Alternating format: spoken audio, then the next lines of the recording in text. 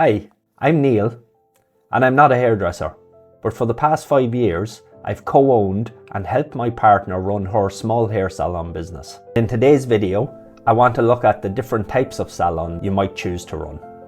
There are a few different options these days, and each one has its own pros and cons, challenges and opportunities.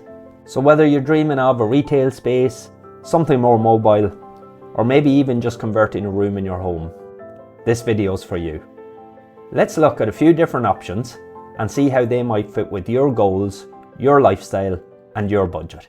The first option is the traditional one, to open a salon in a retail store, maybe in your local mall, or maybe a standalone store on a busy high street. This is the traditional dream, renting an empty shop, fitting it out exactly how you want it, and opening your doors to the world. I'd say the pros on this one are that you get full creative control over the design and the layout and the branding. It gives you a professional presence in a visible location, and it's really good for walk-in business.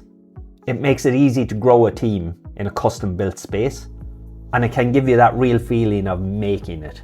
On the other hand, the cons could be some of the following. It's expensive to set up, fit out, consents, plumbing, signage.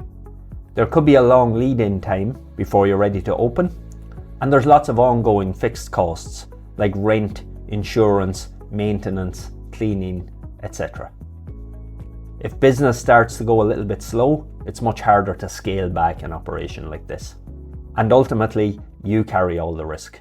This option's probably best for you if you have a really good client base to start with, if you feel like you're ready to grow a team, and if you're prepared to manage staff, rent, and systems from day one. Option 2 could be to take over an existing lease, which can come with pros and cons of its own.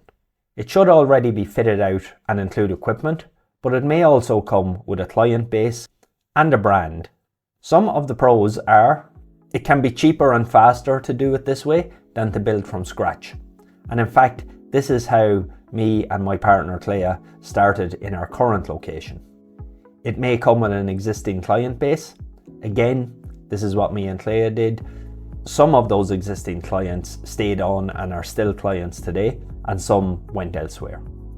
That's just a natural phenomenon when you take over an existing client list. The equipment and the layout are already in place. That can be a good thing, and sometimes it can be a bad thing. You may also retain some goodwill if the previous salon owners had a good reputation. On the negative side, some of the cons are you inherit the flaws, a bad layout, dodgy plumbing, a tired reputation. You may need to update it or renovate it anyway. The lease terms that are already in place may not be favourable or may not be what you would have negotiated if you'd set up yourself originally, and staff or clients may leave during the transition. This option works best if you want a physical space but you don't want to start 100% from scratch. You're willing to rebrand or renovate gradually, and you've done your due diligence on the space and on the business that you're taking over. The third option, and one that's becoming more popular these days, is to provide a fully mobile service. This means that you take your equipment and your skills, you travel to people's homes or their businesses, and you offer your service in their location. It can be good for stylists who want freedom or who have specialized client niches like elderly clients, wedding parties, or other high-end home visits. The pros on this one: number 1, no rent or utilities and low setup costs. Highly flexible. You can set your own hours and travel range. This is the cheapest option to set up. On the negative side, travel time between clients can affect your productivity. You have to set up and pack down every time you have a new appointment. You're limited to portable services, so maybe not some of those big involved services that require a lot of in-salon equipment. And this option can feel a bit less professional unless you're really slick with your branding. The fully mobile service can work really well if you want maximum flexibility, you're a strong solo operator, and you enjoy one-on-one work and have solid boundaries around your mobile scheduling. Option 4 is to set up a home salon. If you have a spare room, garage, or sleep out, turning it into a salon space can be a smart and low cost move. On the plus side here, you got very low overheads to start up, no rent, and very low fit out costs if you choose. You should have a great work-life balance because you've cut out any commute. It's great for regular clients and referrals, and you have full control of the environment and the hours you keep. On the negative side, some councils may have some restrictions on running an activity like this from your house. You may need special approvals or consents. It can also blur the line between work and home life. And if you're not careful about your clients' movements, then you may get some neighbour complaints. And lastly, this option can sometimes make you feel a little isolated. This one's a really good option for stylists who have a really solid client base already and don't need any walk-in customers. It can be good for parents or other carers who need to balance home and work life. And it's an excellent option for those wanting to start small and build to a bigger business.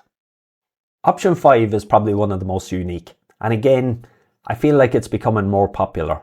This would be to run a mobile salon unit from a truck or from a trailer. And this is how Clea and I started our business.